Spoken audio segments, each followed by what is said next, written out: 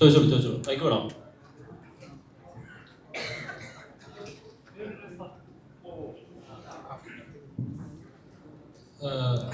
ശരിക്കും പറഞ്ഞാൽ വല്ലാത്തൊരു കോയിൻസിഡൻസ് പോലെ ഫീൽ ചെയ്യുന്നു ഇവിടെ സ്ട്രേറ്റ്.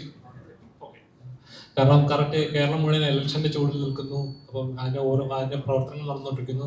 കൃത്യം ഇലക്ഷന് ഇത്ര ദിവസങ്ങൾക്ക് മുമ്പ് തന്നെ ഇതുപോലൊരു ചിത്രം വരുന്നു, അതും പൊളിറ്റിക്കൽ റിലേറ്റഡ്. വല്ലാത്തൊരു കോയിൻസിഡൻസ് ഫീൽ ചെയ്യുന്നു. അത് കോയിൻസിഡൻസ് തന്നെയാണ്, അതുകൊണ്ട് അങ്ങനെ ഫീൽ ചെയ്യുന്നത്. കാരണം എന്ത് വെയിറ്റ് ചെയ്ത് 2019 തുടങ്ങിയതാണ് ഞങ്ങൾ ഈ ശ്രമം. അത് അദ്ദേഹം പറഞ്ഞല്ലോ, ആദ്യ പിണറായി സർക്കാരിന്റെ കാലത്താണ് ഇതിന്റെ ആരംഭ ചർച്ച, പ്രാഥമികമായിട്ടുള്ള ചർച്ചകൾ നടക്കുന്നത്.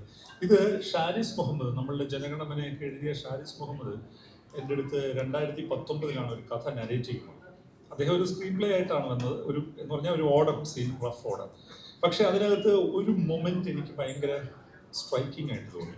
അപ്പം ഞാൻ ഷാരിസിനോട് പറഞ്ഞു, ഷാരിസ്, ഈ മൊമെന്റ് വെച്ചിട്ട് എനിക്ക് എൻ്റെ ഒരു ട്രീറ്റ്മെന്റ് എഴുതിയാൽ കൊള്ളാം എന്നുണ്ട് എന്ന് പറഞ്ഞപ്പോൾ അദ്ദേഹം പറഞ്ഞു അങ്ങനെ ചെയ്യൂ എന്ന് പറഞ്ഞപ്പോൾ ഞാനൊരു സ്ക്രീൻ പ്ലേ ഉണ്ടാക്കി. അപ്പം ഷാരിസ് എന്നോട് പറഞ്ഞു, ഇത് നിങ്ങൾ ചെയ്യുന്നതായിരിക്കും ബെറ്റർ. അങ്ങനെ ഞങ്ങൾ ആദ്യത്തെ ഒരു ഡ്രാഫ്റ്റ് ഉണ്ടാക്കി. എനിക്കൊന്ന് 2019 തന്നെ നിവിനുമായിട്ട് ഞങ്ങൾ ചർച്ച തുടങ്ങിയതാണ്. പിന്നെ ഈ പറയുന്ന പോലെ സിനിമയാണ്, അതിന് സംഭവിക്കേണ്ട ഒരു സമയം. ഈ സിനിമ അപ്രതീക്ഷിതമായിട്ട് നിവിന് അങ്ങനെ ഒരു ഗ്യാപ്പ് വന്നപ്പോൾ നിവിന് ഞാനും കൂടി എടുത്തൊരു തീരുമാനം, 100 ദിവസം ഷൂട്ട് ചെയ്യുന്നു, പോസ്റ്റ് പ്രൊഡക്ഷൻ കഴിയുന്നു. പിന്നെ ഞങ്ങളെ സംബന്ധിച്ചിടത്തോളം ഒരു സിനിമ നിങ്ങളിലേക്ക്, പ്രേക്ഷകരിലേക്ക് എത്തിക്കാനുള്ള ഏറ്റവും നല്ല സമയം എന്ന് പറയുന്നത് ഈ വിഷു, സ്കൂൾ അടയ്ക്കുന്ന പീരീഡാണ്. അപ്പോൾ തന്നെ ഇലക്ഷൻ സംഭവിക്കുന്നത്. അതുകൊണ്ടാണ് ഞാൻ പറഞ്ഞത് ആകസ്മികത അതിനകത്തുണ്ട്, കോയിൻസിഡൻസ് ഉണ്ട്. അതുകൊണ്ടാണ് താങ്കൾക്കത് കോയിൻസിഡൻസ് ആയിട്ട് തോന്നുന്നത്. അതേപോലെ ഇപ്പൊ അന്ന് ട്രെയിലർ ലോഞ്ചിന്റെ എന്നാ സാറ് പറഞ്ഞായിരുന്നു, ഇതിന്റെ പൂർണ്ണ ഉത്തരവാദിത്തം എനിക്ക് മാത്രമാണ്, എന്തുണ്ടെങ്കിലും അതിന്റെ പൂർണ്ണ ഉത്തരവാദിത്തം കേൾക്കാൻ ഞാൻ റെഡിയാണ് എന്നുള്ളത്. തീർച്ചയായിട്ടും ആണല്ലോ. അപ്പൊ അതിനകത്ത് എന്തോ ഒരു സ്പാർക്ക് ഉണ്ട് എന്നൊരു സ്പാർക്കല്ല, ഇവരൊക്കെ എന്തിനാണ് പിടിച്ചിട്ടുള്ളത്? ആ സിനിമയ്ക്ക് എന്ത് സംഗതി വന്നാലും അത് എഴുതി സംവിധാനം ചെയ്ത ഒരാൾ, അതിന്റെ പ്രൊഡക്ഷനിൽ കൂടി ഭാഗമായ ഒരാൾ എന്നതിൽ ആ സിനിമയുടെ ഉത്തരവാദിത്തം ഞാൻ തന്നെയല്ലേ ഓൺ ചെയ്യേണ്ടത്. പിന്നെ അങ്ങനെ ഒരു പിന്നെ എന്താണ്, എന്തു വന്നാലും അതിന്റെ ഉത്തരവാദിത്വം ഞാൻ എന്നുള്ള രീതിയിൽ ഞാനൊന്നും സംസാരിച്ചിട്ടില്ല. ഞാൻ പറഞ്ഞത് ഇത്ര വലിയ മുതൽ മുടക്കുള്ളൊരു സിനിമ ഇത്രയും വിഷമം പിടിച്ചൊരു സാഹചര്യത്തിൽ, ഇപ്പൊ നമുക്കറിയാം OTT ബിസിനസിന്റെ കാര്യം അറിയാം, നമ്മുടെ ഗൾഫിൽ നടക്കുന്ന ഈ ഒരു യുദ്ധസമാനമായ അന്തരീക്ഷത്തെ കുറിച്ച് അറിയാം. അപ്പോൾ അങ്ങനെയുള്ള ഒരു സമയത്ത് ഇത്രയും വലിയൊരു സിനിമയായിട്ട് പോകുമ്പോൾ തീർച്ചയായിട്ടും അതിനകത്ത് വലിയൊരു റിസ്ക് ഉണ്ട്. അത് ഞാൻ തന്നെ ഫേസ് ചെയ്യേണ്ട ഒരു സംഗതിയാണ്. അതാണ് ഞാൻ ഉദ്ദേശിച്ചത്, അല്ലാതെ മറ്റു കാര്യങ്ങളൊന്നും അതിനകത്ത് ഉദ്ദേശിച്ചിട്ടില്ല. ഇനി എന്തെങ്കിലും ഉണ്ടെങ്കിൽ സാറിന് കൃത്യമായിട്ട് ഒരു രാഷ്ട്രീയമുണ്ട്, പക്ഷെ അത് ഈ സിനിമയിലൂടെ പറഞ്ഞിട്ടില്ല എന്നാണ് വിശ്വസിക്കുന്നത്.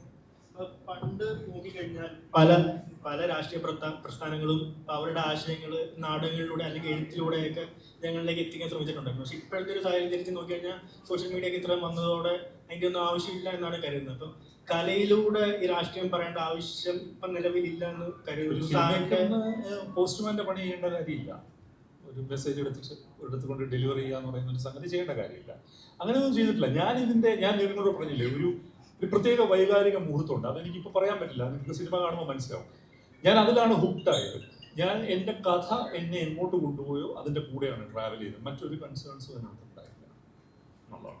അതേപോലെ നിവിൻ ചേട്ടൻ ഇന്റർവ്യൂവിൽ പറയുന്നുണ്ടായിരുന്നു, ബ്രേക്ക് ഇല്ലാതെ ഷൂട്ടിന് പോകാമെന്ന് പറഞ്ഞപ്പം സാറ് അത് സമ്മതിച്ചില്ല. ലൈക്ക് ബ്രേക്ക് വേണം, പ്രായമുള്ള ആളുകളുണ്ട്, അവർക്ക് മരുന്ന് കഴിക്കുന്ന ആളുകളുണ്ട്.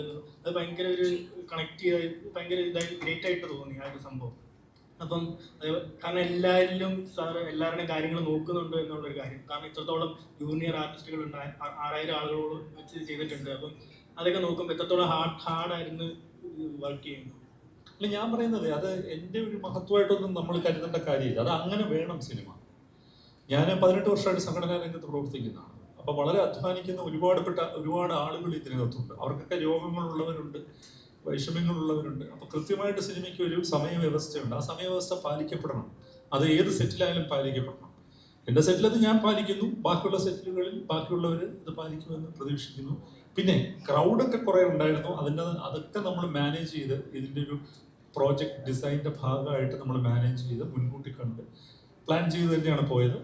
ഏതാണ്ട് 100 ദിവസം കൂടുതൽ നമ്മൾ ഷൂട്ട് ചെയ്തിരുന്നു. അതുകൊണ്ടാണ് ഞാൻ പറഞ്ഞത് വലിയ വലിപ്പമുള്ളൊരു സിനിമയാണ്. അതിൻ്റെതായിട്ടുള്ള വൈഷമ്യങ്ങളും ഉണ്ട്, അതിൻ്റെതായിട്ടുള്ള ആനന്ദമുണ്ട് ഈ സിനിമയ്ക്കകത്ത്. ഇതിലെ മുഖ്യമന്ത്രി കഥാപാത്രം ഒരേപോലെ ഉമ്മൻചാണ്ടിയുടെയും അതുപോലെ കെ കരുണാകരന്റെയും ഒരു ഹൈബ്രിഡ് സ്വഭാവം ഉണ്ട് എന്ന് പല ആവർത്തിച്ച് പറഞ്ഞിട്ടുണ്ടായിരുന്നു. അപ്പോൾ ഉമ്മൻചാണ്ടി സ്വഭാവം ഏറെക്കുറെ നമുക്ക് ട്രെയിലറിലൂടെ തന്നെ വ്യക്തമാണ്. ഇപ്പൊ കെ കരുണാകരൻ എന്നുള്ള നേതാവ് അനുഭവിച്ച യാതനകളുണ്ട്. അദ്ദേഹത്തിന്റെ മകളുടെ വിവാഹ ദിവസം പോലും പോലീസിന്റെ ഒരു നിരീക്ഷണത്തിലാണെന്ന് പറയുന്ന കരിങ്കാലിയാക്കപ്പെട്ട അങ്ങനെ ഒരുപാട് ദുരവസ്ഥകളിലൂടെ കടന്നു ഒരു കെ കരുണാകരൻ നേതാവ് കൂടിയുണ്ട്. അങ്ങനത്തെ കെ കരുണാകരൻ അനുഭവിച്ച മനോവ്യാപാരങ്ങള് അല്ലെങ്കിൽ അങ്ങനത്തെ കാര്യങ്ങൾ കഥാപാത്ര നിർമ്മിതിയിൽ കൊണ്ടുവരാൻ ഉദ്ദേശിച്ചത്. ഇപ്പൊ ഉദാഹരണം പറയണമെങ്കിൽ ലീഡർ കെ കരുണാകരനോട് ഒരിക്കലും പത്രക്കാരൻ ചോദിച്ചു, അങ്ങ് ഇത്രയും നാളായല്ലോ രാഷ്ട്രീയ പ്രവർത്തനം നടത്തുന്നു, തിരിഞ്ഞു നോക്കുമ്പോൾ അദ്ദേഹം അങ്ങ് എന്താണ് കാണുന്നതെന്ന് ചോദിച്ചപ്പോൾ പുള്ളി നേരെ തിരിഞ്ഞു നോക്കി. നേരെ തിരിഞ്ഞു നോക്കിയിട്ട് പറഞ്ഞു, മോനെ ഈ ഭിത്തിക്കകത്ത് ഇങ്ങനെ ഒരു പടമാണ് ഞാൻ കാണുന്നത് എന്ന് പറഞ്ഞു. അങ്ങനെ പറയുന്ന ഒരു കെ കരുണാകരനുണ്ട്, ഭയങ്കര ടങ് ഇൻ ചീക്കായിട്ട് സംസാരിക്കണം. അത്തരം ചില ട്രെയിറ്റ്സ് ഈ കഥാപാത്രത്തിലുണ്ട്. ഇതെന്താ പ്രശ്നം എന്ന് വെച്ച് കഴിഞ്ഞാൽ അതിപ്പോ എനിക്ക് മാത്രമല്ല, എനിക്ക് മുമ്പ് വന്ന വലിയ തിരക്കഥാകൃത്തുക്കളുണ്ട്, രഞ്ജി പണിക്കരായാലും ദാമോദരൻ മാഷായാലും ഒക്കെ. അപ്പൊ നമുക്കിത് സമൂഹത്തിൽ നിന്നും നമ്മൾ കാണുന്ന ആളുകളിൽ നിന്നുമാണ് നമ്മൾ ഇതിന്റെ എലിമെന്റ്സ് സ്വീകരിക്കുന്നത്. എന്ന് വെച്ചാൽ അവരല്ലാതെ അതിനകത്ത് ഒരുപാട് ഫിക്ഷൻ. ഇപ്പൊ നമുക്ക് നിങ്ങൾ എപ്പോഴും ഉമ്മൻചാണ്ടി എന്ന് പറയുന്നുണ്ട്. അദ്ദേഹത്തിന് 2 പെൺകുട്ടികളും ഒരു മകനുമാണുള്ളത്. ഈ സിനിമയിൽ 2 ആൺകുട്ടികളാണ്.